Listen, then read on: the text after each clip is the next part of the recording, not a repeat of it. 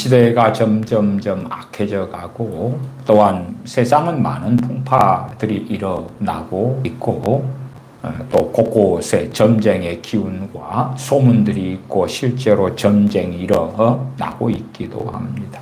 중국이 대만을 침공한다 하는 것도 일반적인 전문가들은 한 2027년 정도에나 그런 일이 있을 거다 내다보기도 하고, 이란은 이스라엘을 공격한다 그러고 이스라엘도 이란을 가만두지 않겠다 그러고, 이란이 미사일들을 이스라엘을 공격하려고 이동하니 미국은 항모를 출동시키기도 하는 그러한 것이 어제 오늘 뉴스가 되기도 했습니다. 유감스럽게 그러할 때 우리 믿는 사람들이 깨어 있으면 좋겠지만, 사실은 오래전부터 교회 안에서는 광범위한 미혹들이 있어 왔습니다. 정말 많은 미혹들이 있어 왔고, 심지어는 과거에 참 존경받았다 이렇게 말하는 주의 종들이 어리석어지고 미혹에 쌓여버리는 일들도 참 많이 있기도 했습니다. 지난 시간에 제가 팀 켈러 목사님에 대해서 1시간 말씀을 드렸습니다. 팀 켈러 목사님. 미국의 존 파이퍼 목사님과 함께 가장 영향력 있는 목회자로 존경받아왔던 목사님. 물론 그분은 작년 2023년에 72세로 돌아가셨습니다. 그럼에도 미국 교회에 굉장한 영향을 미치고 있고 대한민국 교회도 아주 강렬한 영향을 미치고 있습니다. 팀 켈러 목사님은 1950년에 태어나서 2023년까지 72세, 그리고 1989년에는 뉴욕에서 그 유명한 리드머 장로교회를 개척을 했습니다. 그리고 교인이 미국 입장에서는 엄청난 교인 수로 인정되는데 교인 수가 8,000명까지 이렇게 증가되었습니다.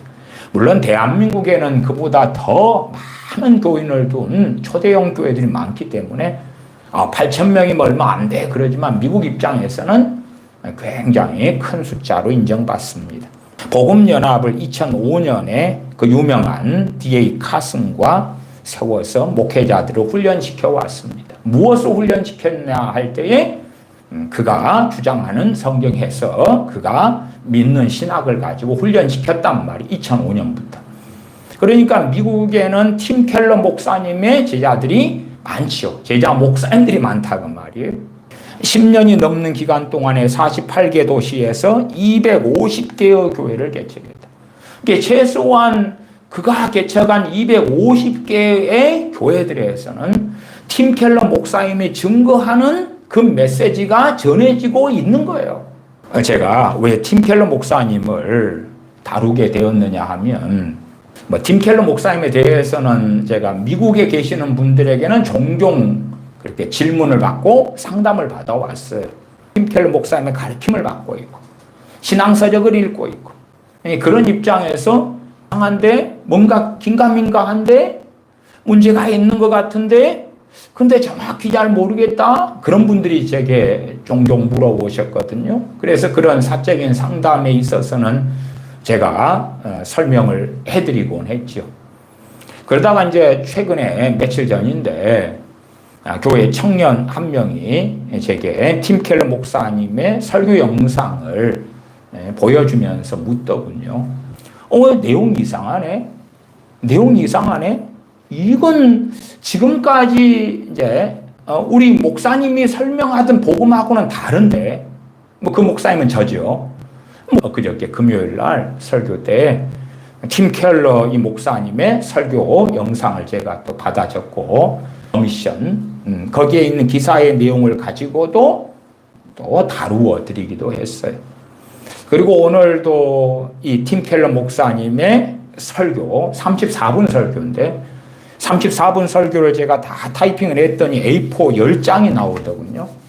A4 10장의 내용을 이제 이번 시간 또 다음 시간 얼마까지 이걸 다 읽어드리면서 잘못된 거 문제점을 다루게 될지는 모르겠습니다. 팀 켈러 목사님의 자막 있는 설교들을 무수히 들어본 다음에 가장 이상한 설교를 한 편 골라낸 건 아니고요.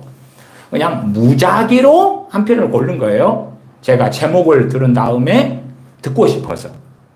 그러니까 무작위로 고른 것이지 가장 이상한 설교 한 편을 골라가지고 팀 켈러 목사님을 공격하려고 하는 건 아니다는 것은 이해하셔야 돼요. 한 개인의 삶은 하나님의 몫인데 하나님의 말씀을 어떻게 잘못 해석하고 잘못 가리키느냐 하는 진리의 문제는 그것이 정말로 비진리가 가득하다면 조금의 용납할 수 있을 만한 오류라면 그런 오류야 누군들 없겠습니까? 저인들 없겠느냐 그 말이에요. 다 있어요. 근데 그거 말고 너무나 중대한 오류를 범하고 그리고 말씀을 왜곡해버리고 그런 것들 그 다음에 그런 분이 영향력이 없는 분이고 그런 분이 대한민국 교회나 미국 교회에 영향력이 없다 그러면 말할 것도 없어요. 그런 사람들은 원체 많으니까. 이단의 교주가 되어서 나를 따르라 했는데 추종하는 사람이 3명. 이런 경우도 많이 있어요. 우리나라에도 매년 내가 재림주다 그런 사람이 수십 명씩 나옵니다. 대부분은 추종하는 사람이 없기도 하고 아니면 몇 명이기도 하고 몇십 명이기도 해요. 이게 그런 것들은 별로 다룰 이유가 없죠. 팀 켈러 목사님의 우리나라에 번역된 책들, 그 책들하고 그 다음에 팀 켈러 목사님에 대하여 그분에 대한 정기, 또 그분의 설교를 우호적인 입장에서 다룬 것. 그것만 해도 제가 타이핑을 했을 때 2페이지가 나오더라고요. 2페이지가. 그래서 전체 책들이 제가 살펴볼 때 56권 정도 나와요. 그 가운데 팀 켈러의 저서들만 우리나라에 번역된 것이 48권이에요.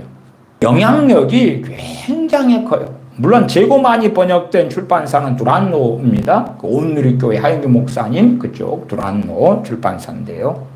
팀 켈러 목사님의 책들의 영향을 받은 우리나라의 목사님들은 정말 많아요. 목사님들이 설교를 준비하고 할 때에 유명한 목사님들의 책들을 사봐서 거기에서 영감을 소위 얻어가지고 설교를 하거든요.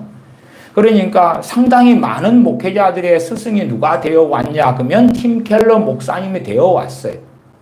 최근래 한 10여 년 정도 동안에 그랬다 그 말이에요.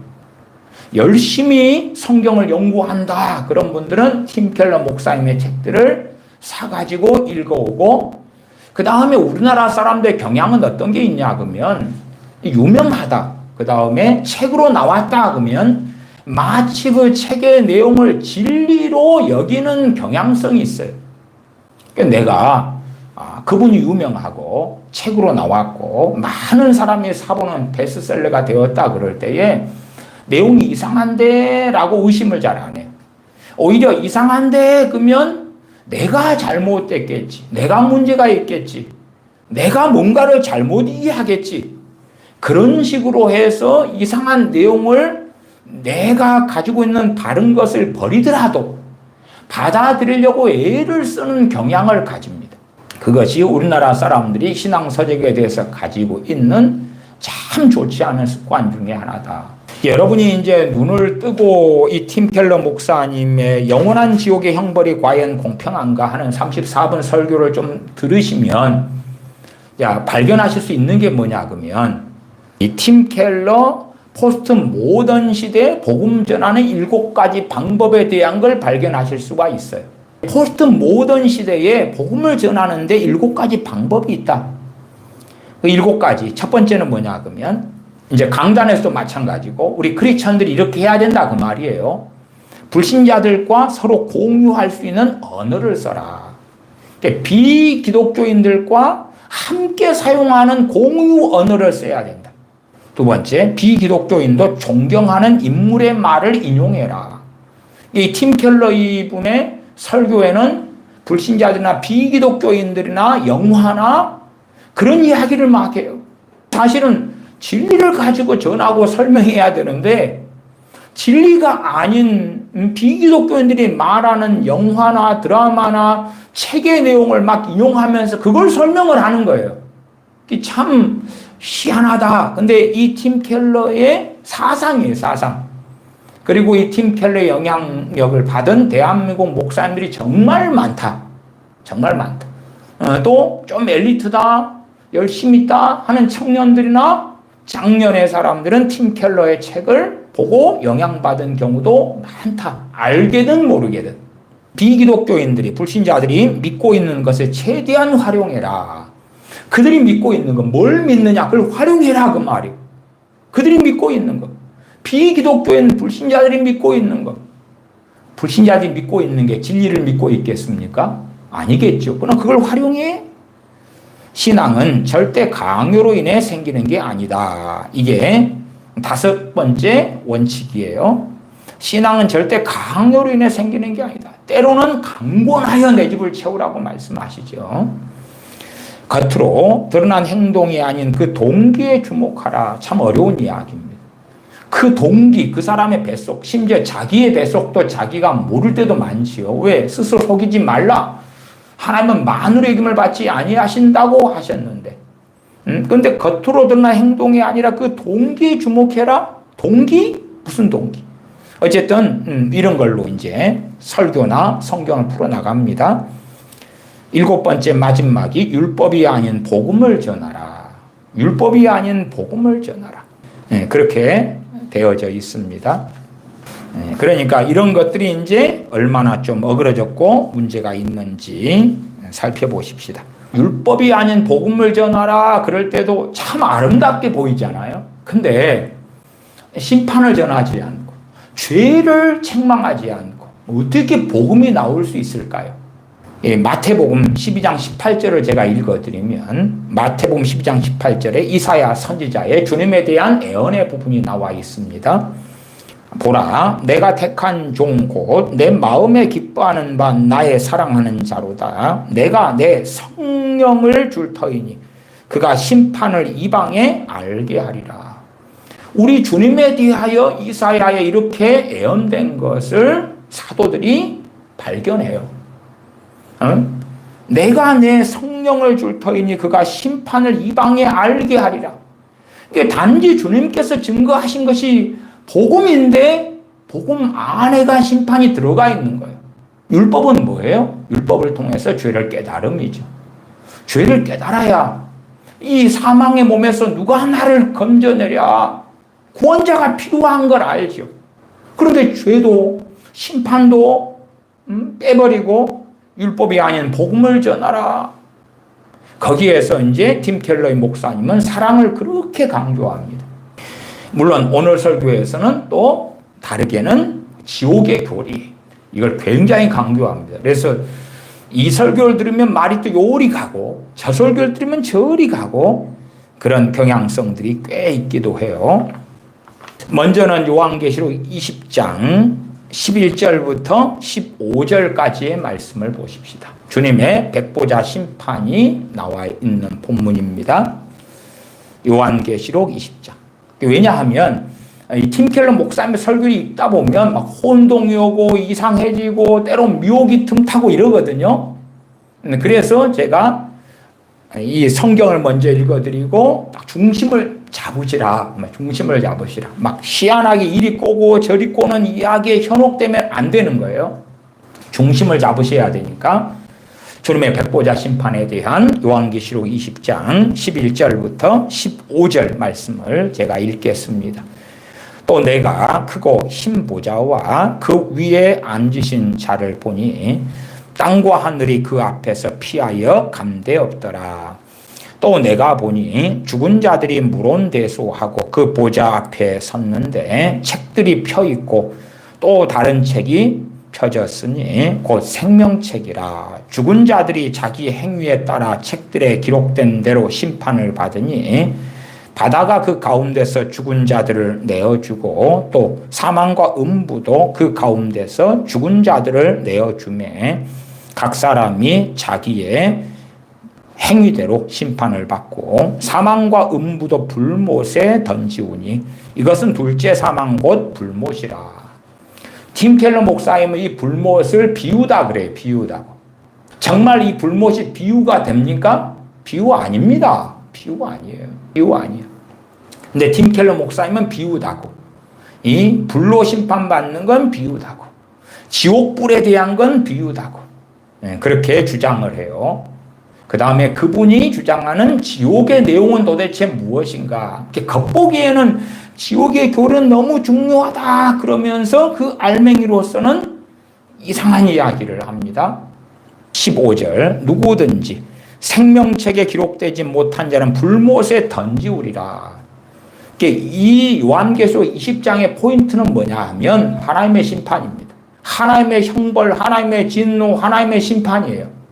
그러나 이제 팀 켈러 목사님이 주장하는 건 하나님께서 형벌하시고 불에 던져버리시고 불못에 던져버리시는 그런 개념이 아니라 그냥 스스로 하나님과 고립되어서 괴로움을 당한다. 마치 중독증처럼 이런 이상한 이야기로 풀어갑니다. 일단은 설교를 제가 읽어가 보겠습니다. 이 올려진 설교 제목이 팀 켈러 영원한 지옥의 형벌이 과연 공평한가. 그리고 이 자막 번역된 건 6년 전에 올라왔더라고. 2018년에요. 조회수는 5만 1000회 이렇게 나와 있습니다. 함께 읽으실 말씀은 누가복음 16장 19절에서 31절입니다. 그리고 이제 본문이 누가복음 16장 본문입니다. 우리가 잘 아시다시피 부자와 나사로 이야기가 있어요. 본문은 우리가 찾아 놓으십시다. 누가복음 16장 19절부터 31절. 그 다음에 이 설교 내용에 따라서 그 본문을 확인하면서 이야기를 하겠습니다.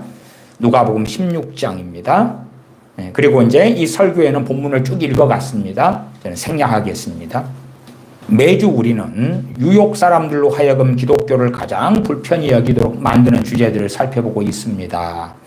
이 리디머 장로교회가 유혹에 있는 교회였거든요. 사람들이 기독교에 대해 가장 불편해하는 주제들을 말이지요. 왜 저 불신자들이 예수를 안 믿는가?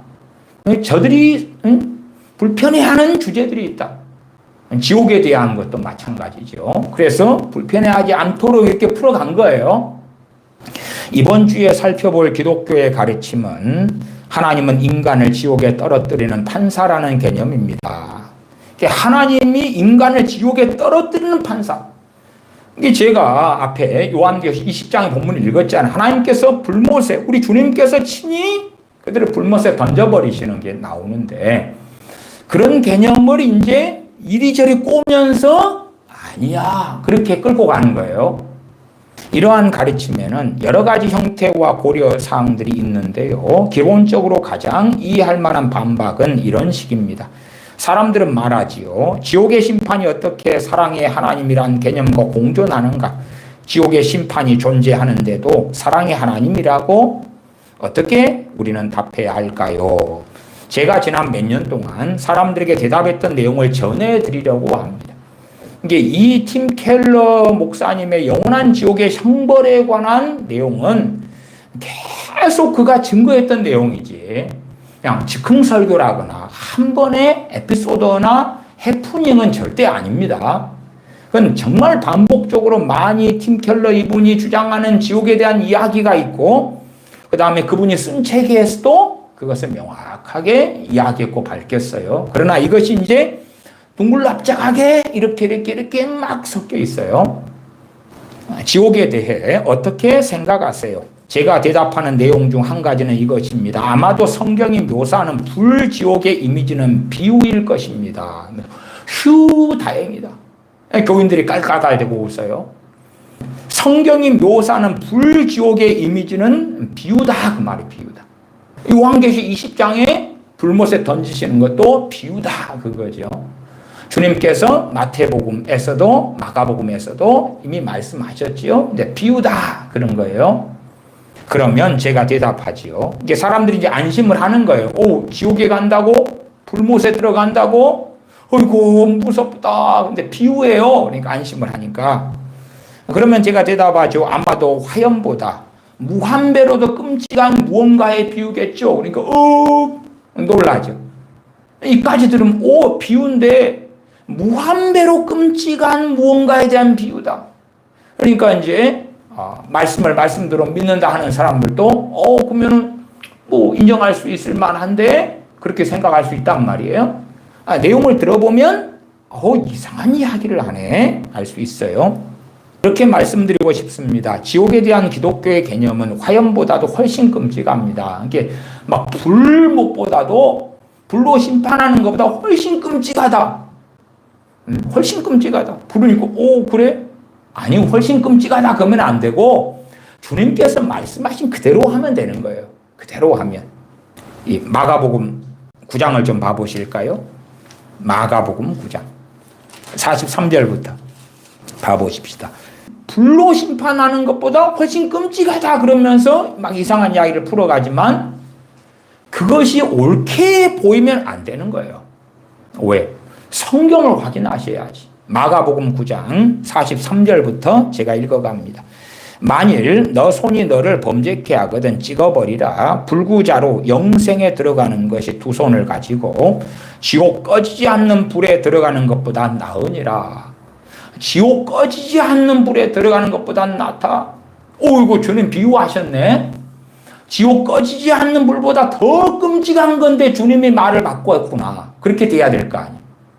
더 끔찍한, 무한배로 끔찍한 것을 주님께서 무한배로 약화시켜가지고 이야기한 것이 되겠죠.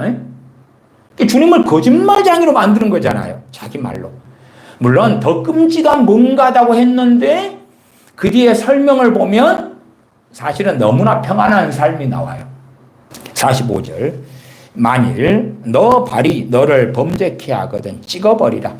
쩔뚝발이로 영생에 들어가는 것이 두 발을 가지고 지옥에 던지우는 것보다 나으니라. 만일 너 눈이 너를 범죄케 하거든 빼어버리라. 한 눈으로 하나님의 나라에 들어가는 것이 두 눈을 가지고 지옥에 던지우는 것보다 나으니라. 거기는 구더기도 죽지 않고 불도 꺼지지 아니하느니라.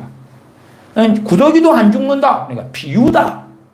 불도 꺼지지 아니하느니라. 비유다. 비유다. 이게 그 불은 무슨 불이냐? 마음의 막 번뇌의 불이래. 뒤에 설명을 해요. 아니면 평안하게 살아가는 세상의 삶인데 그게 없는 거래. 전쟁에 살고 가난에 살고 질병의 고통에 살면 뭐 괴롭겠잖아요. 평안하고 행복하지는 않겠지. 사람마다 불로써 소금치듯 함을 받으리라. 불로써 소금치듯 함을 받는다. 불로써. 이게 주님 말씀을 다 비유로 만들어버렸어요. 너무나 명확한 말씀. 그 정도 들으면 이 양반이 굉장히 이상하네. 발견하셔야 되는 거예요. 하나님의 심판은 하나님께서 또한 모든 심판주로 행하시는 우리 주님께서 직접 행하시는 거예요. 그냥 방치돼 가지고 스스로 자기가 하나님을 떠나 가지고 그냥 지들끼리 살아가는 것이 지옥이 아니에요. 계속 읽어갑니다. 이렇게 말씀드리고 싶습니다. 지옥에 대한 기독교의 개념은 화염보다도 훨씬 끔찍합니다. 이게 이 겉보기의 말에 속으면 안 돼요. 화염보다 훨씬 끔찍합니다. 주님은 화염을 이야기했고 불을 이야기했는데 훨씬 끔찍하대. 그러니까 주님을 거짓말쟁이로 만드는 거죠. 성경이 지옥에 대해 어떻게 말하는지를 이해하는 일은 필수적입니다. 그러니까 성경이 지옥에 대해 말하는 걸 잘 설명하는 것 같이 보여요. 전혀 그렇지 않습니다. 성경이 잘 설명하려면 이런 마가복음 9장의 본문을 보든지 아니면 요한계시록의 20장 같은 말씀들을 보든지 뭐 그래야 되겠지요. 자, 세 가지를 말합니다. 지옥에 대한 이야기로. 첫째, 우리 자신의 마음. 두 번째, 세상에서 평화롭게 사는 일. 그게 반대다 그 말이에요. 우리 자신의 마음에서 이제 평안한 마음이 아닌 그 반대. 세상에서 평화롭게 사는 일. 그리고 하나님의 사랑을 아는 일. 아는 일. 저는 이 세 가지가 지옥과 연결시켰을 때에 매우 반직관적이라는 사실을 알고 있습니다. 그러니까 이 세 가지를 생각해 보면 그 반대편이 지옥이구나. 우리 자신의 마음이 너무 괴롭고 힘들고 그러면 지옥이다. 그래서 대부분의 이 설교가 마음에 대한 걸 이야기합니다. 세상에서 평화롭게 사는 일, 그 반대편. 하나님의 사랑을 아는 것, 하나님의 사랑을 모르는 것이죠. 한번 살펴봅시다. 첫 번째 토픽이 가장 길 것입니다. 나머지 두 개는 그 위에 살포시 얹을 뿐입니다. 그러니까 중심이 첫 번째 토픽인 우리 자신의 마음. 그것과 지옥하고 연결되는 것을 대부분 이야기한다 그 말이에요. 첫째, 지옥을 이해하는 것은 우리 자신의 마음을 이해하기 위해 필수적입니다. 지옥을 이해해야지 우리 자신의 마음을 이해할 수 있다. 궤변입니다. 성경에 그런 거 없어요. 제가 이 설교를 참 읽어드리는 것도 조심스러운 게 너무나 궤변이 많고 이상한 소리가 많아요. 듣다 보면 이상해질 수 있어요. 잘못된 이 질문에는 잘못된 답이 나오고요. 이 미망, 미혹에 쌓여서 별 소리를 다 하는 게 나오니까 좀 조심스러워요. 또 이분이 주장했던 내용을 여러분이 이해할 만하게 설명해 드린 다음에 그것이 잘못됐다는 걸 다루는 것도 사실은 꽤 조심스럽지만 제가 A4 2장으로 이분에 대한 책이 번역됐잖아요. 우리나라에. 번역되고 이분에 대해 쓰여진 책까지 합치면 제가 확인한 것만 56권이에요. 굉장히 많은 숫자입니다. 외국인, 미국의 목사님의 책이 번역되고 이렇게 영향력이 있는 것, 최근래 10몇 년 동안 이런 분은 거의 없습니다. 예수님의 비유에는 두 인물이 등장합니다. 이제 누가복음 16장이죠. 16장 부자와 나사로 이야기입니다. 두 인물이 등장합니다. 부자와 거지입니다. 이 비유에서만 이름이 나옵니다. 저는 이 부자와 나사로 이야기를 단순한 비유로 안 봅니다. 제가 부자와 나사로에서도 여러 번 설교를 했습니다. 단순한 비유로 안 봐요. 왜? 오히려 나사로란 사람의 이름이 명확히 나와 있잖아요. 나와 있어요. 이것이 상당히 실제 사실에 기반한 이야기로 주님께서 하셨을 거라는 것을 짐작할 수 있는 부분이기도 해요. 물론 이분이 부자와 나사로 이야기를 비유라고 말한 것에 대하여 이 정도 가지고는 너무 이상해 그렇게 말하기는 어려워요. 견해 차이로 충분히 인정할 수 있으니까요. 이 비유에서만 이름이 나옵니다. 예수님의 다른 모든 비유에서는 등장인물의 이름을 찾아볼 수 없습니다. 이게 일반적으로 주님의 비유에서는 인물이 안 나오잖아, 이름이 안 나와요.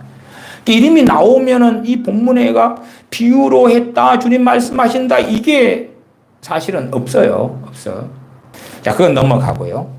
한 등장인물에게 이름이 있으니 당연히 다른 인물에게도 이름을 붙여주셨을 것 같지만 부자의 이름은 나오지 않습니다. 이 팀 켈러 목사님이 부자에게 이름이 없다는 것을 꽂혀요. 형이상학적으로 꽂혀서 이야기를 많이 합니다. 지옥이란 뭐냐? 자기의 정체성을 잃어버리고 사는 것. 자기가 이제 어떤 존재고 뭔지 잊어버리고 이렇게 멍청하게 있는 것이 지옥이다 이렇게 가는 거예요. 나사로는 천국에 있었는데 자기 이름이 있었잖아. 부자는 이름을 잃어버렸어. 그건 이 누가복음 16장 본문이 전혀 다루지 않는 겁니다. 망상으로 혼자 가고 있는 거예요. 이름이 없다. 부자 이름이 없다는 것을 꽂혀가지고 막 이상한 풀이를 해나갑니다. 당시 이스라엘의 배경에서 무신론자 혹은 타 종교인이 부자인 것은 불가능했습니다. 거짓말입니다. 거짓말이에요. 로마의 식민 지하에 살 때의 유대인들이 대부분 가난했습니다. 그런데 당시 이스라엘의 배경에서 무신론자 혹은 타 종교인이 부자인 것은 불가능했습니다라고 주장하는 건 이분이 도대체 어느 주석을 보고 어디 자료를 뒤져가지고 이걸 끄집어냈는지 몰라도 전혀 성경하고 안 맞는 이야기입니다. 이스라엘의 배경에서는 부자는 하나님의 백성만 가능한 거다. 그런데 그게 어디 있어요? 그것이 당시의 배경이고 부자는 유대인 이스라엘만 가능한 것이다. 그래서 무신론자나 타종교인은 부자인 것이 불가능하다. 그 당위성을 가지고 설명을 하는데 전제가 잘못되면 뒤에 풀어나가는 논리도 결론도 명확히 잘못되는 것이에요. 이제 성경에 없는 이야기를 해요. 이 부자는 당연히 성경에 하나님을 믿었고 모르지요. 저도 이 부자와 나사로 이야기에서 이 부자가 하나님의 백성이고 유대인이었을 거다. 그렇게 나는 추측한다고 설명을 드리기도 했어요. 이 부자는 당연히 성경을 믿었고 성경이 하나님을 믿었고 그분에게 기도하고 또한 성경 율법도 지켰을 것입니다. 그건 성경 율법도 지켰다고 단정해버리는 거예요. 아니에요. 몰라. 이 부자가 성경 율법을 지켰다는 게 어디 나와요? 그거 안 나와. 안 나오는데 혼자 소설을 쓰는 거예요. 그런데도 이 사람은 지옥에 있습니다. 이름도 없이 말입니다. 이름을 잃어버렸다고 말해요. 자기 정체성을 잃어버렸다는 거예요. 자기 정체성이 사라지는 곳이 지옥이라는 이야기인데 그 다음에 이분이 설명해요. 왜죠? 25절을 봅시다. 우리도 25절 봐보십시다. 25절, 16장 25절. 아브라함이 가로되 예, 너는 살았을 때에 너 좋은 것을 받았고 나사로는 고난을 받았으니 이것을 기억하라. 이제 저는 여기서 위로를 받고 너는 고민을 받느니라. 이에 대하여 생각해 보아라. 너는 살아있을 때 좋은 것을 마음껏 누렸다. 이미 얻었다는 것이지요. 너 인생 중에 가장 좋은 선물을 이미 누렸다는 것입니다. 정말로 그것도 이상한 해석이에요. 부자는 자신의 인생 중에 가장 좋은 선물을 이미 누렸다는 것이다. 여기에는 뭐 첨가된 이상한 이야기가 섞여 있기도 하지요. 계속 읽어보십시다. 이제 이분의 가치관이 세상에 유명한 인물들, 불신자들이 알고 있는 인물, 철학자 이런 걸 동원하는 것이니까. 이 방식의 설교가 우리나라에도 얼마나 많이 퍼져왔는지를 아실 겁니다. 오래전부터 철학자들은 서멈 보님이라는 개념을 이야기했습니다. 인생 최대의 선이라는 뜻입니다. 여러분의 최고 선은 무엇입니까? 이게 철학자들이 말하는 서멈 보님이라는 개념이 있다. 인생 최고의 선이라는 뜻이다. 여러분이 살아가는 이유는 무엇이고 여러분이 세상에서 가장 중요시 여기는 궁극의 가치는 무엇입니까? 여러분의 인생에 의미를 부여하는 것은 무엇이고 여러분에게 정체성을 부여하는 것은 무엇입니까? 무엇이든지 간에 스스로가 최고의 선이자 궁극적인 가치로 여기는 그것이 여러분에게 정체성을 부여합니다. 좀 형이상학적인 이야기를 해요. 스스로가 최고의 선이자 궁극적인 가치로 여기는 그것. 정말 이 포스트 모더니즘 시대 때에 정말 믿음으로 사는 크리스천 말고는 그것을 가지고 있습니까? 안 그래요. 그러니까 돈이 나의 중요한 가치 중에 하나였다가 돈이 채워지면 또 다른 거잖아요. 뭐 내가 배고플 때는 음식이 당장은 굉장히 중요한 가치였다가 배가 부르면 그 다음에 또 아니요.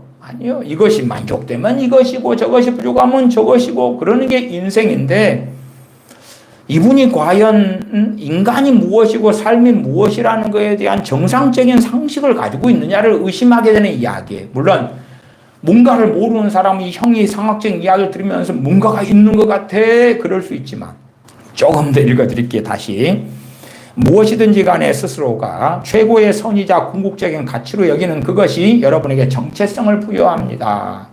이 남자는 이미 그것을 얻었다는 것입니다. 이미 그것을 얻었다고? 이 남자가 생각하는 최고의 선, 궁극적인 가치를 얻었다고? 이 25절은 그런 건 아니에요. 그냥 본문이 있는 그대로만 보면 되는 거예요. 오버해가지고 없는 의미를 이 팀 켈러 목사님 부여하고 있어요. 이 부자에게는 지위와 부가 정체성의 기초였습니다. 지위와 부가 그랬다? 아니 그냥 부자예요. 그 다음에 매일 연락하고 살았어요. 말하자면 세상 쾌락에 빠져 살았단 말이에요. 그런데 정체성이 튀어나와? 정체성? 나란 존재가 무엇인가의 정체성의 이야기를 해요. 별로 본문하고 상관이 없는 이야기인데 그래서 이분의 설교에는요, 이 정체성이 곳곳에 그 이야기를 끌고 나와요. 성경 본문에서. 그러니까 아마 상담이나 심리학의 영향을 굉장히 많이 받은 것 같아요. 저도 간혹 가다가 그리스도인의 정체성 이런 설교도 하고 그랬습니다만은 또 저도 상담을 공부한 것이 참 길기도 합니다만은 그러나 이분의 설교를 들으면 어떤 상담이나 심리학의 기초에서 또 저도 중독증에 대해서 공부를 많이 했거든요. 알코올 중독, 약물 중독, 우울증이나 막 이런 것들. 근데 중독에 대한 이야기를 하는데 저도 중독에 대해서 모르는 사람이 아니에요. 심지어 사랑 중독이나 뭐 이런 것도 있고 별별 게 있습니다만은 중독에 대한 굉장히 몰상식한 이야기를 나중에 또 해요. 일반적인 사실인 것처럼. 지위와 부가 이 부자의 정체성의 기초였습니다. 이제 그 지위와 부가 사라지자 이 사람 자체가 남질 않게 된 것입니다. 그러니까 이름 없애했다 그 말이에요. 그게 지옥이다 그 말이에요. 부가 지위가 사라지니까 이 사람 자체가 남질 않게 되었다. 그래서 이 부자에게는 최고의 선이자 궁극적인 가치가 지위와 부였다. 그것이 그 사람을 구성했다, 형성했다. 그런 좀 정상적인 삶 속에서 벌어지지 않는 희한한 이야기를 하는 거예요. 희한한 이야기를 해요. 그러면 여러분의 10살 된 자식은 최고의 선은 뭐고 궁극적인 가치는 뭡니까? 10살 된 자식한테 물으면 그런 걸 이야기 못 할 거예요. 그러면 그 자식은 존재가 없네, 그러면? 몰상식한 이야기를 해. 80살 된 할머니한테. 당신의 최고의 선이자 궁극적인 가치는 뭡니까? 물론 진정한 믿음을 가진 크리스천은 이야기하겠죠. 하나님을 섬기는 것, 하나님을 영화롭게 하는 것, 우리 주 예수 그리스도를 믿고 따르는 것. 그럼 세상 사람들은 내가 뭔데? 나이 드신 노부모님들은 그래요. 불신자라면 내 건강하게 그렇게 집 안 되고 살다가 내 자식들 잘 되는 거 보고 살다가 그냥 때 되면 죽고 싶지. 그래요.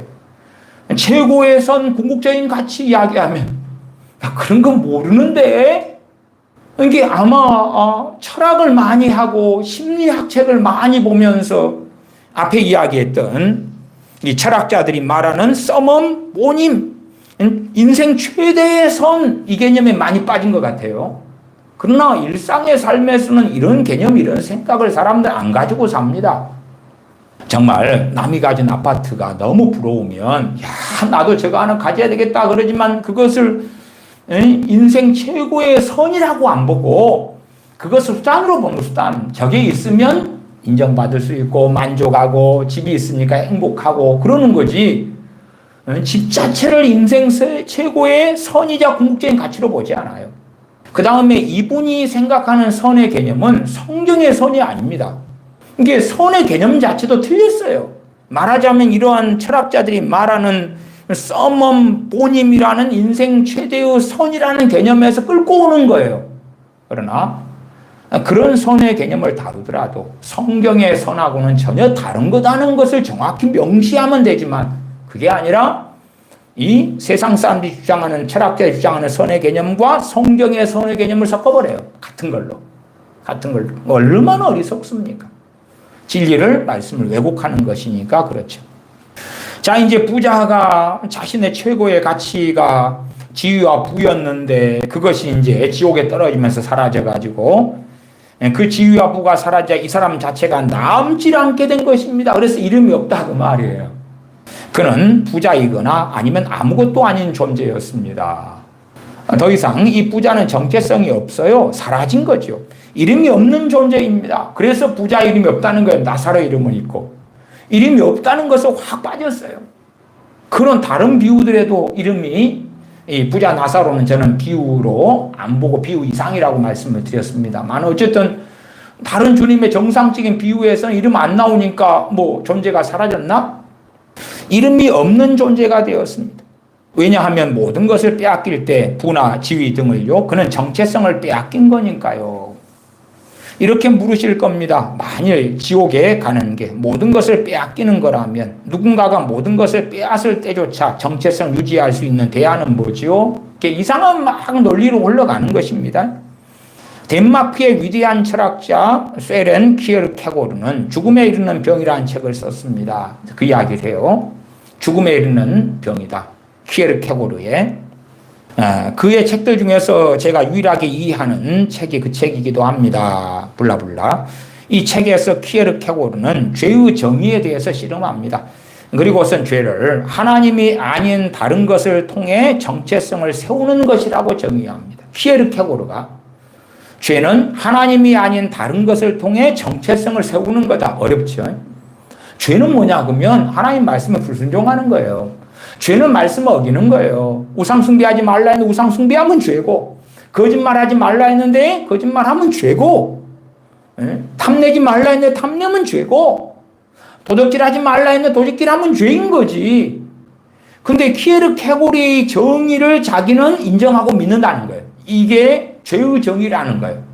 그러니까 하나님이 아닌 다른 것을 통해 정체성을 세우는 키에르케고르의 죄의 정의를 자기가 이걸 죄의 정의로 받아들인다는 거예요. 참 이상한 것이지요. 키에르케고르는 죄의 전통적인 정의가 하나님의 법을 어기는 것이었음을 알고 있었습니다. 하나님의 법을 어기는 것이 전통적으로 죄의 정의였다는 걸 알고 있었는데, 그리고 하나님의 법을 어기는 것이 잘못된 것인 것을 키에르케고르는 인정을 합니다. 그렇지만 이것이 정말 죄의 합당한 정의인가를 의구심을 품습니다. 하나님의 법을 어기는 것이 정말로 죄의 정의인가? 왜 의구심을 품냐 하면 바리새인의 존재 때문입니다. 그러니까 이 팀 켈러 목사님도 키에르케고르의 이야기를 받아들여요. 키에르케고르가 생각하는 바리새인의 견해를 받아들여서 주장합니다. 이 팀 켈러 목사님의 많은 책 중에서요, 바리새인의 이야기가 굉장히 많이 나와요. 그러나 성경하고는 안 맞습니다. 잘못된 바리새인의 이해를 가지고 있습니다. 성경하고 어긋난 바리새인의 이해를 가지고 있고, 키에르케고르도 바리새인에 대하여 잘못 이해했습니다. 잘못 이해했어요. 이 바리새인에 대해 어떻게 이해했냐, 키에르케고르가 그 다음에 이 팀 켈러 목사님이 어떻게 이해했냐 하면, 바리새인은 하나님의 법을 최선을 다해 지켰는데도 실패했잖아요. 바리새인들이 하나님의 법을 최선을 다해 실천했습니까? 안 했습니다. 그럼 본문을 조금 더 찾아보십시다. 이 거짓말을. 지난주에도 나눴지만, 지난주에 나눴다는 것은 지난주 설교에서도 이야기했다 그 말이에요. 바리새인들은 자신들만의 구주를 섬겼어요. 스스로의 구원을 성취하려고 했기 때문이죠. 그들은 하나님을 이상한 포지션에 위치시킵니다. 바리새인들은 우리가 선하게 사니까 하나님 우리를 축복해 줘야 한다. 기도를 들어주셔야 한다. 행복한 삶을 보장해 줘야 한다. 그리고 천국에 보내줘야만 한다. 바리새인들이 그들의 구원을 이루기 위해 율법을 지킬 때에 그들은 자신의 정체성을 하나님이 아닌 스스로의 도덕적 성과 위에 세웠던 것입니다. 이게 바리새인에 대한 이상한 이야기를 해요. 정체성 이 양반이 좋아하는 개념이다 그랬죠. 다시 읽어드리면, 바리새인들이 그들의 구원을 이루기 위해서 율법을 지킬 때, 구원받으려고 율법을 지켰기 때문에 이들은 구원받지 못한 거다. 이 바리새인들은 하나님 법을 최선을 다해서 지켰다. 근데 실패했다. 성경을 보십시다. 바리새인에 대한 주님께서 하신 많은 말씀이 마태복음 23장에 있습니다. 누가복음 16장은 접어놓으세요. 돌아와야 되니까. 마태복음 23장으로 가보십시다. 바리새인들이 정말로 팀 켈러 목사님 주장하는 대로 혹은 키에르케고르가 주장하는 대로 하나님 법을 최선을 다해서 지켰냐? 그 다음에 그 율법을 지켜가지고 구원을 받으려고 했냐? 그것이 바리새인들의 정체성이었냐? 하나님이 아닌 스스로의 도덕적 성과 위에 자신들을 세웠냐? 뭐 그런 형이상학적인 이야기가 맞냐? 마태복음 23장 1절부터 봐보십시다. 참 성경을 왜 안 보려고 하는지는 모르겠어요. 성경을 왜 고의적으로 악의적으로 왜곡을 시키는지는 모르겠어요. 23장 1절부터 이에 예수님께서 무리와 제자들에게 말씀하여 가라사대 서기관들과 바리새인들이 모세의 자리에 앉았으니 그러므로 무엇이든지 저희의 말과 말하는 바는 행하고 지키되 저희의 하는 행위는 문받지 말아라. 행동했어요? 안 했어요?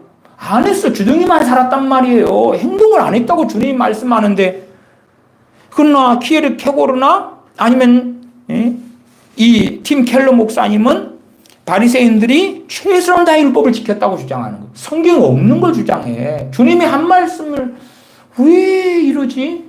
왜 배울 만큼 배웠고 심지어 목회학 박사기까지 있고 목회한 지가 그냥 수십 년을 해왔고 그런 분이 성경을 주님이 하신 말씀을 거꾸로 왜곡해 버릴까요? 저희는 말만 하고 행치 아니하며 바리새인들 서기관들에 대하여 주님이 정확히 평가하시잖아요.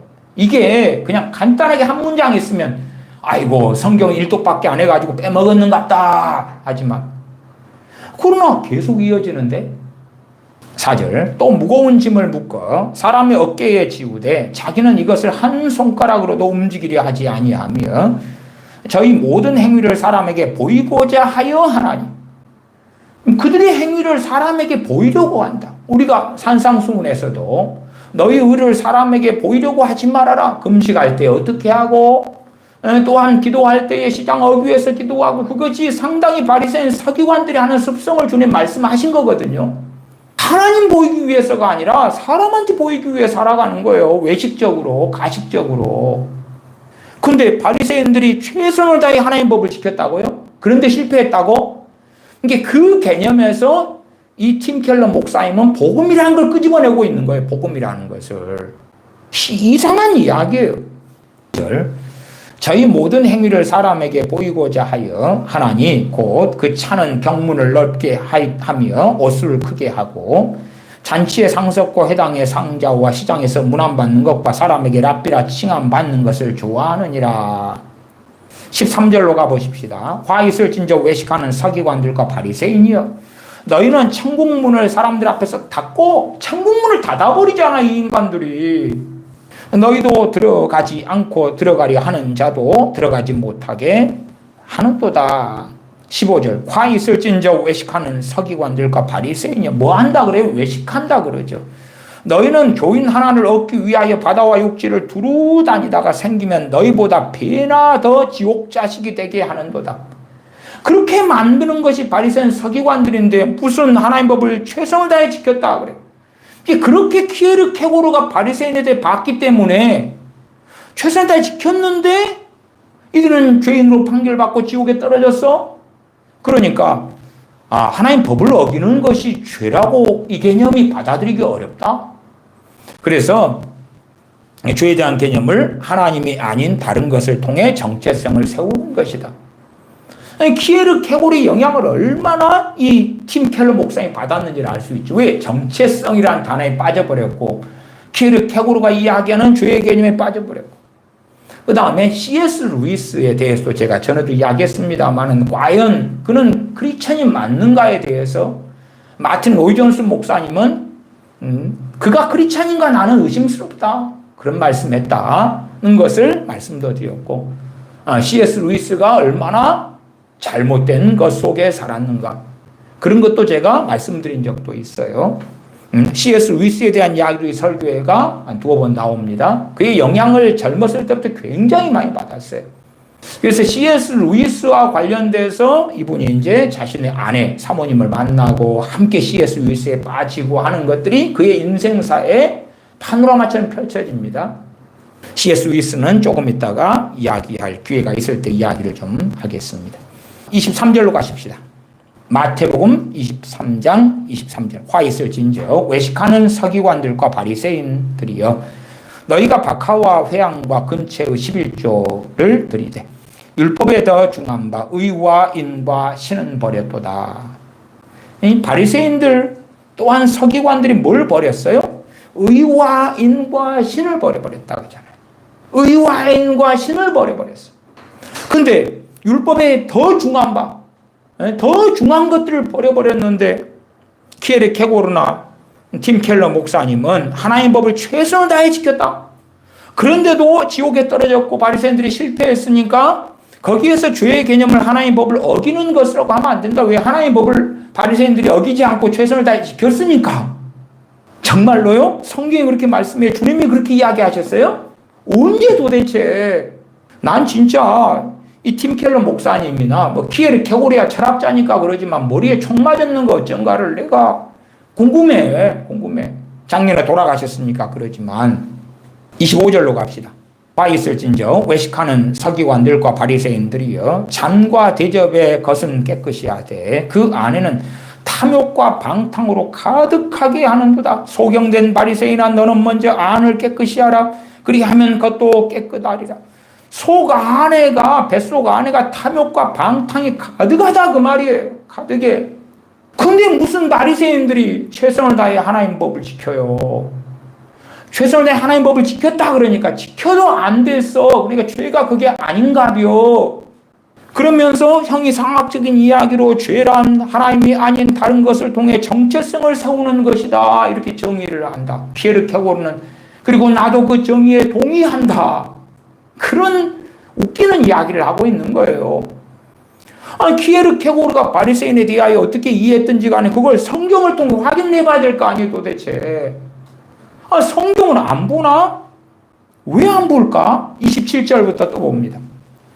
27절 28절 화 있을진저 외식하는 서기관들과 바리새인들이여, 해칠한 무덤 같으니 겉으로는 아름답게 보이나 그 안에는 죽은 사람의 뼈와 모든 더러운 것이 가득하도다.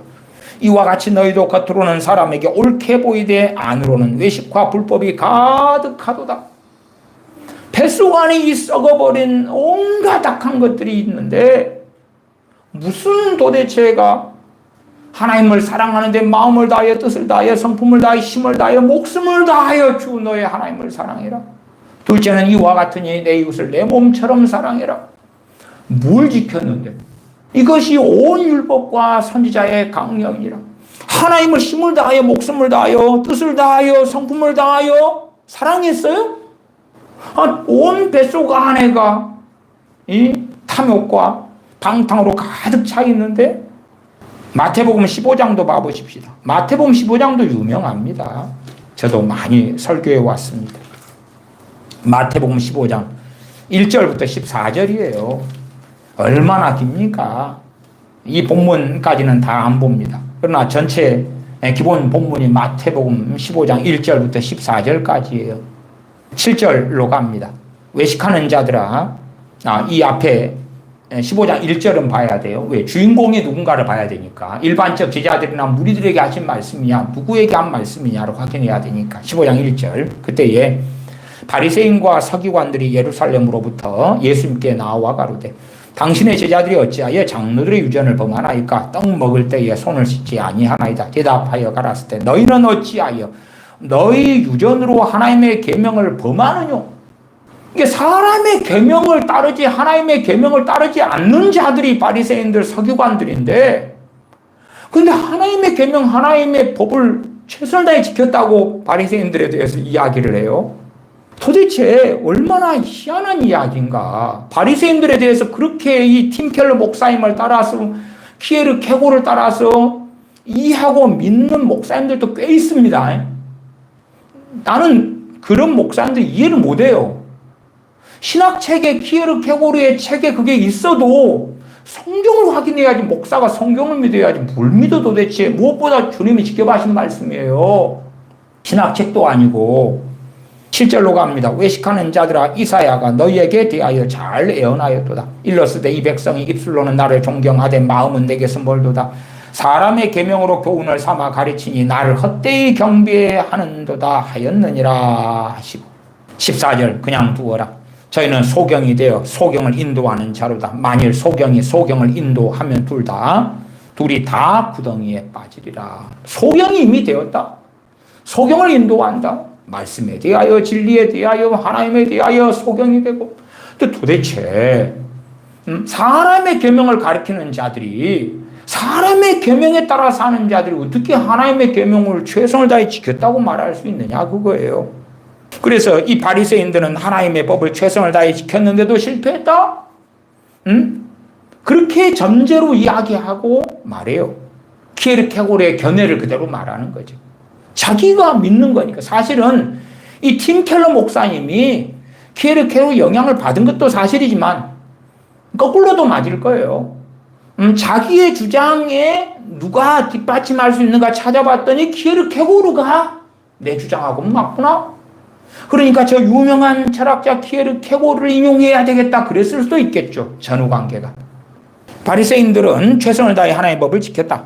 그리고 그들은 그렇게 생각했다. 그렇게 주장했다. 그런 거죠. 우리가 선하게 사니까 하나님 우리를 축복해 줘야 한다. 기도를 들어주셔야 한다. 행복한 삶을 보장해 줘야 한다. 천국에 들여보내줘야 한다.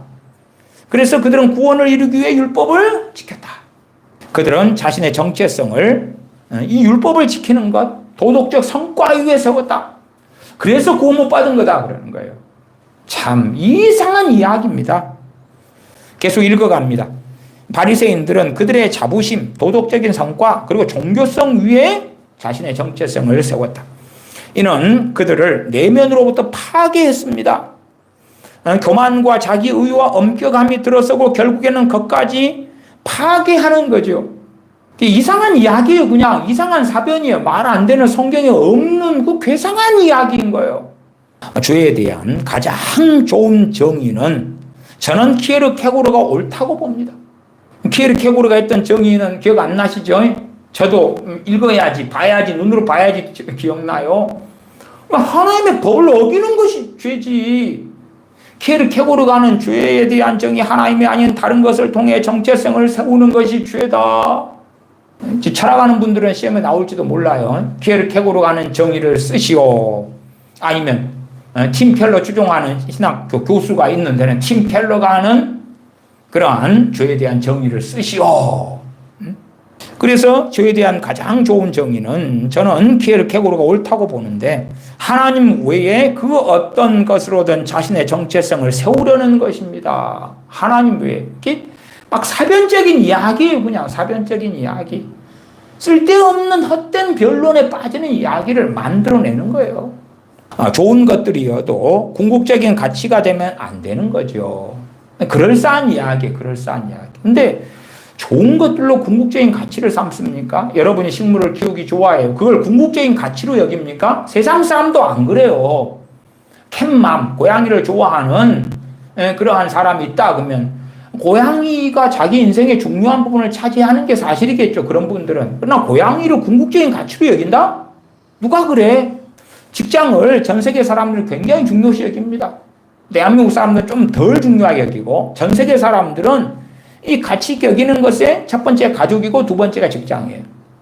근데 중요시 여긴다 그래서 100살 때, 90살 때도 직장 생활을 한다고 생각하는 거예요? 아니에요. 지금 현재 삶에서, 지금에서. 그러나 직장을 궁극적 가치로 여기진 않아요.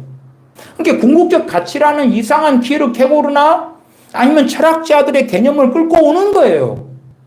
현실적인 보통 사람들의 삶이나 우리 믿는 사람들의 삶하고는 별 상관이 없어요.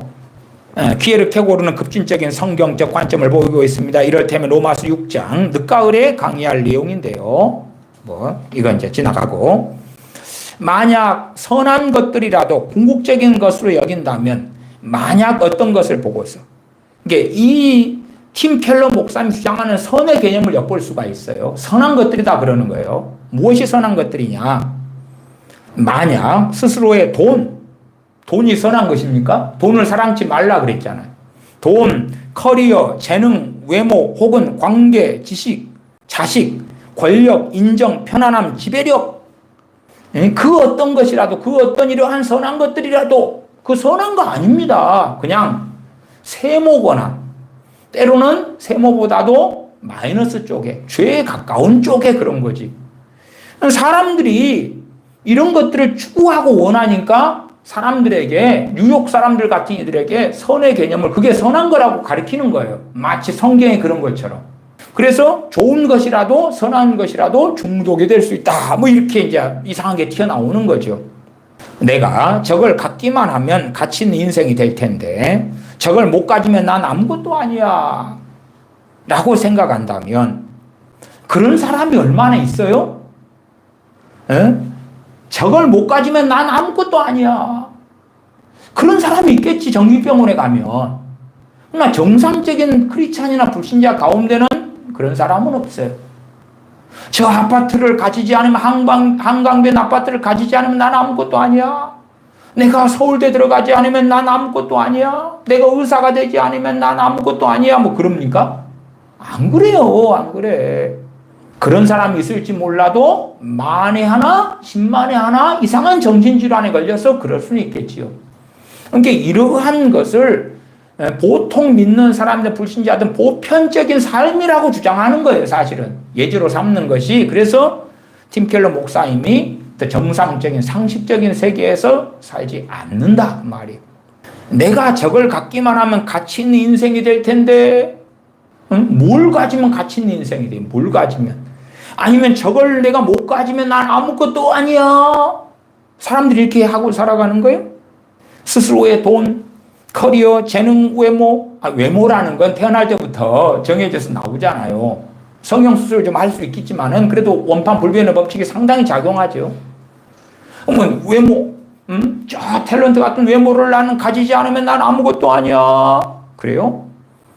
그러니까 이걸로 정체성을 세워가지고 그것을 잃어버리고 이제 이름도 부자가 없는 것처럼 없고 있는 거 살면서 무한한 시간을 보내는 게 지옥이다 그러는 거예요.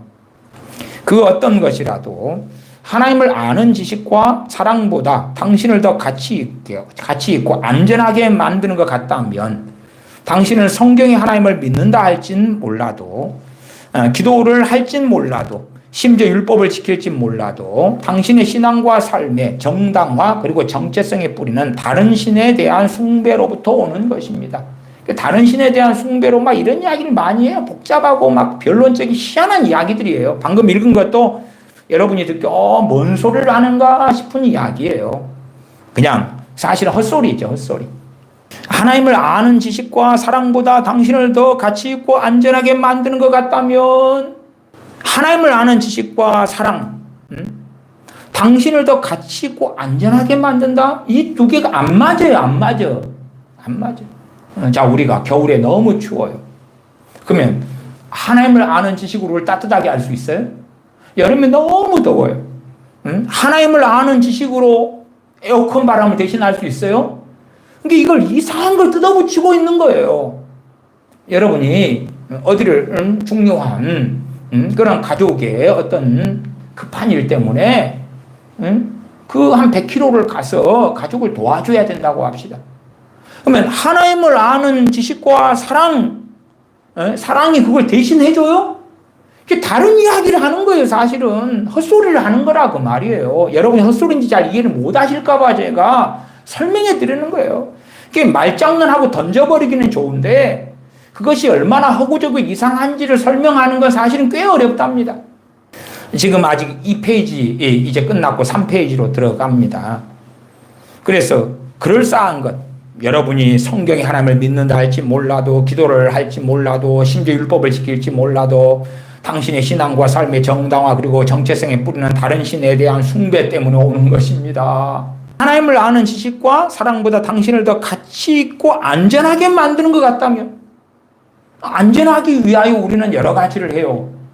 집에서 살고 뭐 세콤 같은 걸 설치하기도 하고 하나님을 아는 지식과 사랑하고 그건 우리가 살아가는 중심이고 신앙의 본질을 해석하는 것이고 그러나 우리를 더 가치 있고 안전하게 내 가정에서 하려면 남편과 아내나 부모나 자식 역할을 하는 거죠. 직장에서 하나님을 아는 지식과 사랑으로 그냥 말이 안 되는 걸 뜯어붙인 거예요. 그래가지고 그런 것들을 중시 여기고 사는 사람들은 다른 신에 대한 숭배를 하는 거다 그러는 거예요. 이게 사람들이 해롱해롱해져 버려. 이 정도 오면 정신이 막 넋이 나가면서 다른 신에 대한 숭배를 하는 거야.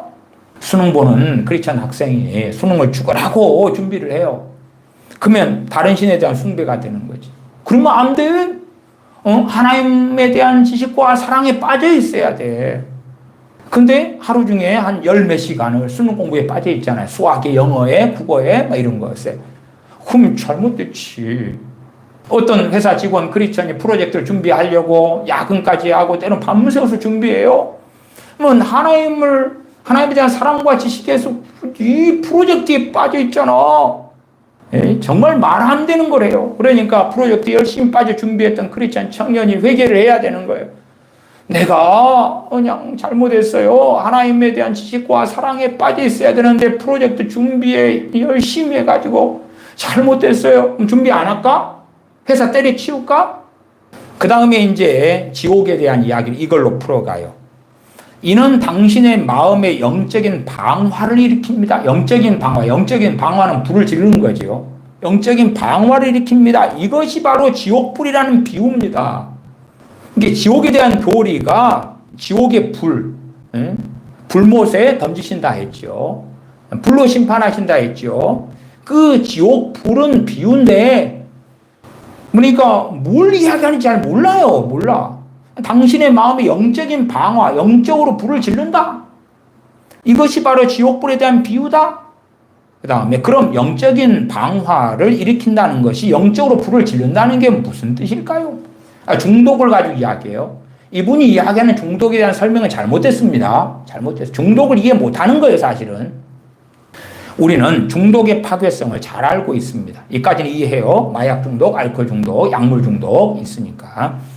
중독이란 것이 안과 밖으로 얼마나 무서운지 알아요. 중독은 다음과 같은 것들을 포함합니다. 첫째, 붕괴를 일으킵니다. 중독이 붕괴를 일으킨다? 안 그래요, 안 그래요.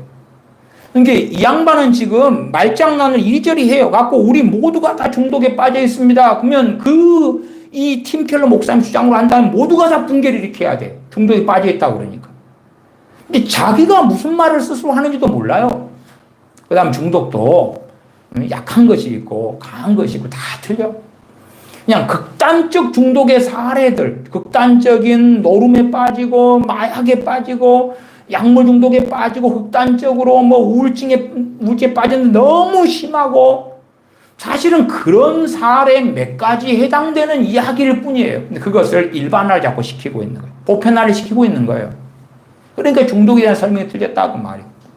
자, 우리가 니코틴 중독에 빠져요. 담배 중독이죠. 니코틴 중독에 빠져요. 그러면 그것이 그 사람의 삶을 파괴시킵니까? 안 그래요. 안 그래요. 중독도 별 종류가 다 있어.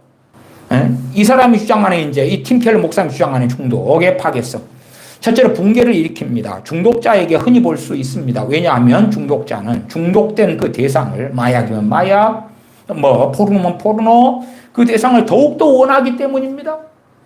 갈수록 하위 상태, 나 만족이 점점 어려워집니다. 그래서 그것을 더욱더 원하게 됩니다. 손에 넣기 위해서라면 무엇이든지 하게 돼요. 제가 담배를 이야기했죠. 담배 중독에 빠져서 담배를 피우기 위해서라면 무엇이든지 합니까? 아니에요. 노름 중독에 빠져도 어떤 사람은 해방돼요. 해방돼. 어떤 사람은 후회를 해.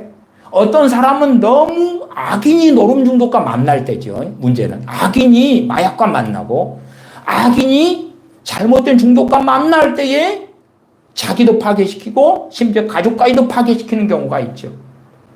그러나 중독의 양상이나 강약은 다 다르고 중독의 종류도 어마어마하게 많아요. 점점 중독에 걸리면 만족감은 떨어져만 갑니다. 그렇게 점점 붕괴되어 가죠. 한편 중독은 고립을 불러옵니다. 거짓말이 늘어갑니다. 스스로를 변호해야만 하죠. 다른 모든 것을 저주합니다. 중독에 빠진 사람의 다른 모든 걸 저주한다? 제가 목회를 한국에서 할 때도 알코올 중독에 빠진 분입니다. 제 매형도 전도해서 주님을 믿었는데 알코올 중독에서 해방되지 못한 채로 믿음을 가지고 돌아가셨어요. 알코올 중독에 빠진 또 어떤 교감 선생님도 알코올 중독에 빠졌어요. 그리고 이제 제가 그분 가족과 함께 학교에 찾아가서 그래서 학교 앞에 만나서 때로 기도도 해드리고 전도도 하고 그러면서 예수를 믿게 되셨어요. 그러나 그분들이 모든 것을 저주해? 아니에요. 항상 거짓말해? 또 아니에요. 사람마다 틀린 거예요. 자신의 문제에 대해 늘 남 탓만 합니다. 그러면서 말하지요. 아무도 날 이해 못해. 모두가 날 적대시하잖아. 현실 부정이 일어납니다. 붕괴와 고립과 부정이 일어나는 거죠. 이것이 이제 지옥이다 그 말이 이것이 지옥이다 그 말이. 그것을 정확하게 지옥 설명을 하려고 막 이런 예제를 쓰면서 사람을 혼동 속에 집어넣습니다. 점점 어떤 일이 일어나는지 객관적으로 볼 수 없게 됩니다. 가면 갈수록 현실과 거리가 멀어질 뿐입니다. 여러분 모두 잘 알고 계시죠? 아마 여기 있는 분들 모두가 아시는 내용들일 겁니다. 그렇게 말하는데 이건 중독에 대한 틀린 설명이에요. 극단적 중독의 사례만 가지고 말장난을 하고 있는 거예요. 저 또한 직접적으로 간접적으로 혹은 제3자의 위치를 통해서 이러한 중독의 파괴성을 잘 압니다. 극단적인 몇몇 사례를 가지고 일반화를 시키는 거예요. 말이 안 되지. 잠시만요. 만약 아이언 자이언트가 옳다면요. 아이언 자이언트가 아이들 애니메이션 영화입니다.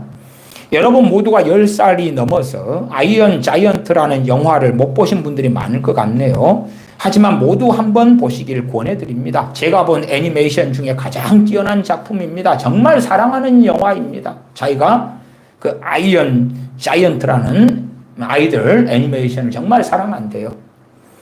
아이언 자이언트가 이렇게 말하는 장면이 나옵니다. 영혼은 죽지 않아. 영혼은 죽을 수 없어. 만약 그가 옳다면, 이게 아이언 자이언트 영화에 영혼은 죽지 않아. 영혼의 불멸성을 이야기한 것을 끌고 가가지고 이제 뉴욕 사람들한테나 자기 교인들한테 이야기하는 거예요. 만약 아이언 자이언트가 옳다면 성경이 말한 대로 여러분이 죽은 뒤에도 영혼은 남아서 자의식이 영원히 존재한다면, 만약 아이언 자이언트와 키에르 케고르가 옳다면 전 인류는 그들이 종교적이든 비종교적이든 도덕적이든 비도덕적이든 간에 무언가에 중독되어 있습니다. 그러니까 전 인류가 중독되어 있다. 자신의 정체성을 하나님이 아닌 평생 스스로를 충족시켜 줄 수 있는 어떤 것에 걸고 있다는 거죠. 여러분은 중독되어 있습니다. 궁극적으로는 우리 모두가 중독자죠. 그러니까 중독되어져 있다는 것으로, 그래서 중독되어 있는 그 대상이 다른 신이고, 그런 이상한 논리를 끌고 가는 거예요. 간단하게 성령님께서 오시면 죄에 대하여, 의에 대하여, 심판에 대하여 세상에 알리시리라. 정말 진리는 말씀은 간단한데, 그러나 그것이 아니라 이상한 이야기, 정체성, 정말 자기가 궁극적인 가치를 뭘 추구하는가, 중독되어져 있어. 우리는 다 중독되어져 있어. 우리가 추구하는 것이 내 정체성을 만들었어. 우리를 파괴할 거야. 우리는 다 중독되어 있단 말이야. 그러면서 중독과 이상하게 끌고 가는 거예요. 그 다음에 그것이 지옥이다 그러는 거예요. 영혼이 존재한다는 것이 대체 무슨 뜻일까요? C.S. 루이스는 이를 종합해서 이렇게 말합니다. C.S. 루이스는 65세까지 산 분이에요. 1898년에서 1963년까지 사신 분이에요. 이분은 소설가인데 영국의 소설가이고 잉글랜드 성공회의 평신도입니다. 케임브리지 대학에서 철학과 르네상스 문학을 가르친 분이에요. 그 다음에 우리나라에도 이 C.S. 루이스를 존경하고 따르는 사람들이 굉장히 많습니다. 책도 많이 썼어요. 사자, 마녀, 그리고 옷장, 순전한 기독교. 순전한 기독교 같은 경우도 굉장히 영향력을 지금까지 미치고 있어요. 우리나라 교회에도 특별히 그래요. 스크루테이프 편지, 천국과 지옥의 이혼, 4가지 사랑, 마법사의 조카, 고통의 문제. 아마 이 고통의 문제, C.S. 루이스가 생각하는 고통의 관념을 이 팀 켈러 목사님도 꽤 상당히 끌고 온 걸로 보여져요. 캐스피언 왕자, 마지막 전투, 헤아려 볼 본 슬픔. 저도 사자, 마녀, 그리고 옷장 이에 대한 영화가 나왔는데 봤어요. 좀 희한합디다, 둥글랍작합디다. 상당히 미혹이 강한 것입니다. 그러면 C.S. 루이스 이분은 1963년에 돌아가신 다음에 가장 영향력 있는 20세기의 저술가다. 그렇게 평가를 얻었어요. C.S. 루이스는 어떤 것을 가르치고 살았냐 할 때에 그는 죄의 용서에 대해서 믿음으로 의롭다 하심을 얻는다는 걸 언급한 적이 없어요. 그 다음에 세례 중생론에 대하여 이야기. 세례 중생론은 세례 받으면 중생한다는 거지. 그리고 성경의 66권이 완전 무하게 영감받아 저술됐다는 것에 대해서 반대해요. 말하자면 성경 안에는 오류가 있다는 거예요. 오류가 있다. 그리고 연옥, 로마 카톨릭이나 또한 동방 정교회가 연옥을 이야기하죠. 어거스틴이 연옥을 이야기한 대표적인 분이에요. 그래서 연옥의 긍정을 해요. 연옥에 대한 긍정을 하고, 불신자가 이 세상을 떠나서 불신자들 가운데 그래도 일부는 최종적인 구원을 받을 가능성이 있다는 걸 주장을 해요. 예수를 안 믿는 불신자가 지옥에 갔는데 그 중에 얼마는 그래도 구원받을 거야. 연옥이 뭐예요? 천국과 지옥의 중간 단계를 이야기하고. 그러니까 마틴 로이 존스 목사님이 이 C.S. 루이스가 과연 크리스천인지 의심했다 그래요. 그 다음에 C.S. 루이스가 가장 친하게 지낸 사람은 다 천주교인이었어요. 개신교인 아니었어요. 그 다음에 몰몬교인들하고 굉장히 친하게 지냈어요. 정말 맞아요. 너희는 믿지 않는 자와 함께 멍에를 같이 매지 말고, 또한 그리스도 교훈을 벗어난 자들하고 인사도 하지 말고 집에 들이지도 말라고 그랬죠. 그러나 C.S. 루이스는 천주교인들을 친구로 해서 함께 살고, 그냥 비즈니스가 아니고 가까운 친구들로. 그 다음 C.S. 루이스는 선하게 됨으로 구원을 얻는다는 그러한 구원론을 가르친 사람이에요. 선하게 삶으로 구원을 얻는다는 것. 그리고 하나님께서는 사람의 구원을 받기에 충분할 만큼 선하게 되도록 도우실 것이다. 제가 앞에 이 팀 켈러 목사님의 책을 한 권 이야기할 때 하나님의 은혜에 의해서 이렇게 선하게 되어서 구원을 받을 것이다. 이런 유형의 책이 있는 걸 앞에 말씀드렸죠. C.S. 루이스의 영향을 굉장히 많이 받았구나 알 수 있어요. 그의 설교들에서 C.S. 루이스 이야기가 많이 나오거든요. 계속 C.S. 루이스 이야기를 읽어 가겠습니다. 만약 기독교가 우리가 영원히 존재하게 될 것이라고 말한다면 이는 참이나 거짓이다. 만약 우리가 80년 정도만 살고 말 것이라면 별로 우리를 귀찮게 하는 것은 없다. 하지만 만약 우리가 영원히 산다면 문제는 심각해진다. 나의 나쁜 성향이나 질투는 갈수록 심해질 것이다.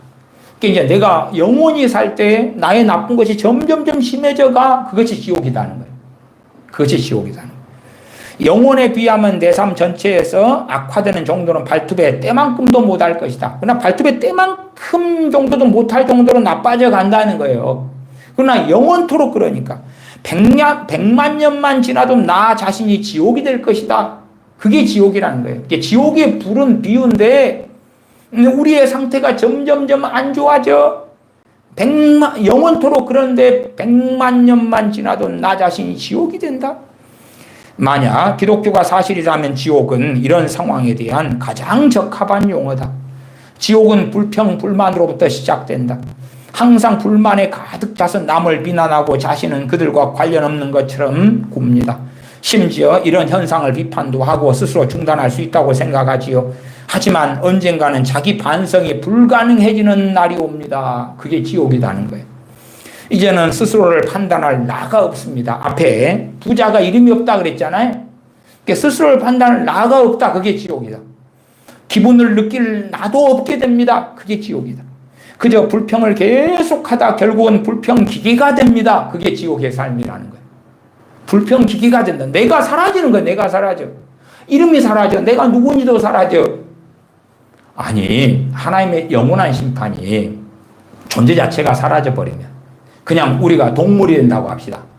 개. 아니, 지렁이. 지렁이 같은 걸 계속 막, 고통을 주고 막 하면 그게 심판이 되겠어요? 지렁이가 자기 정체성이 없잖아. 영원한 심판은 그 사람의 정체성에 기반하는 거예요. 내가 어떤 일을 하고 살아왔는지, 내가 누군지 어떤 사람인지. 영원토록 기억하고 아는 거예요. 그런데 이 양반은 지옥이라는 것이 스스로 판단할 나가 없게 됩니다.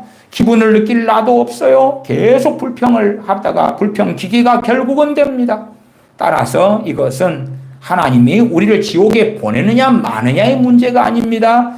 우리 모두는 자라면서 자기 자신이 지옥이 됩니다. 우리 모두는 자라면서 자기 자신이 지옥이 됩니다. 지옥에 대한 이상한 이야기를 하고 있잖아요. 그러면서 이제 극단적인 사례들을 듭니다. 뭐 이까지만 하고 다음 시간에 이어가지고 읽어드리면서 이야기를 하겠습니다. 이게 참 이 설교를 제가 그대로 거의 빼놓지 않고 타이핑을 10페이지짜리를 했는데요. 읽어드리는 게 어떨 때는 막 혼동이 일어나요. 혼란이 일어나요.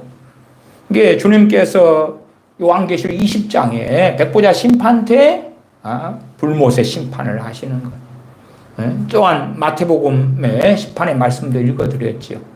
그걸 비유로 만들어버리는 이상한 것. 그러면서 지옥의 교훈은 너무 중요하다는 말도 안 되는 소리를 하면서 그 덮어버리는 거예요. C.S. 루이스, 키에르케고르, 뭐 애니메이션, 아이언 자이언트, 또 다른 철학자들의 궁극적 선 어쩌고 저쩌고 그 뒤에도 계속 나와요. 계속 그런 것들을 이야기해요. 참 이런 설교를 객관적으로 듣고 보셔야 돼. 그리고 하나님 말씀에 바로 서야 돼. 베드로후서 말씀만 읽고 말씀 마무리합니다. 베드로후서입니다. 베드로후서 3장입니다. 베드로후서 3장 16절부터 제가 읽습니다. 또 그 모든 편지에도 이런 일에 관하여 말하였으되 그 중에 알기 어려운 것이 더러 있으니 무식한 자들과 굳세지 못한 자들이 다른 성경과 같이 그것도 억지로 풀다가 스스로 멸망에 이르느니라. 마지막 때에 어떤 일이 있을지 그런 것에 대한 사도 바울의 편지 등을 억지로 풀다가 근데 사실은 그런 종말에 대한 것이 어려우려면 어려워요. 어려우려면 어려워. 근데 그게 아니라 어렵지도 않은 내용을 이러한 누가복음의 부자와 나사로 이야기 같은 거 그런 것을 성경에 없는 이야기를 푸는데 어떤 사람이 빠져들어갑니까? 16절로 한다면 무식한 자들. 왜? 말씀에 뿌리 내리지 않았어요. 몰라. 잘못된 이야기를 하면 성경이 떠올라야 돼. 진리가 떠올라야 돼. 근데 무식하단 말이에요. 아무것도 아는 게 없어. 그러니까 유명해. 세계적인 목사님이래. 그러니까 아멘하고 꿀떡꿀떡 받아먹자. 굳세지 못한 자들. 굳세지 못했다는 이야기가 뿌리를 제대로 내리지 못한 거예요. 진리의 뿌리를 제대로 못 내리고 있는 거예요. 그냥 조금만 날씨가 안 좋고 바람만 조금 불면 헷가닥 자빠져 버리는 거예요. 그런 상태에서 다른 걸 받아들이기가 너무 쉬운 거예요. 너무 쉬워. 마음의 문을 활짝 열고 야, 탁월한 팀 켈러 목사님 이런 설교를 해서 받아들이자. 그러니까 제가 제 설교를 가지고 주일날 하는 것도 너무 중요하지만 그러나 한편으로는 팀 켈러 목사님에 대하여 다루면서 이러한 거짓된 지옥의 교리에 빠지거나 이러한 사변적인 이상한 것으로 빠지면 안 된다. 사실 이런 방식의 설교를 대한민국에 상당히 그의 영향을 받은 목사님들, 심지어 C.S. 루이스의 영향을 받은 상당한 목사님들이 이런 방식의 설교를 하고 성경 본문을 왜곡해요. 그 다음 내용들을 보면은 이 부자와 나사로 이야기가 얼마나 더 왜곡이 됐는가도 발견하실 수가 있어요. 기도하겠습니다.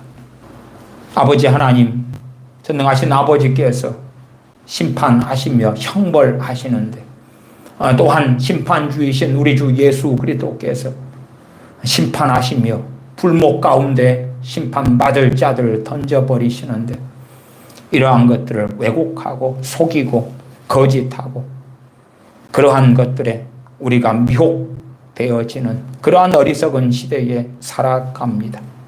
참으로 주님 오실 때가 가까워져 오는데 잘못됐고 어리석은 것에 빠지기보다 진실로 하나님을 경외하기 때문에 하나님의 말씀을 사랑하고 말씀이 그러한가 하고 살피는 베레아 사람들 같은 그 지혜가 그 신사적인 것을 갖추는 복된 자녀들이 우리가 되게 하여 주시옵소서.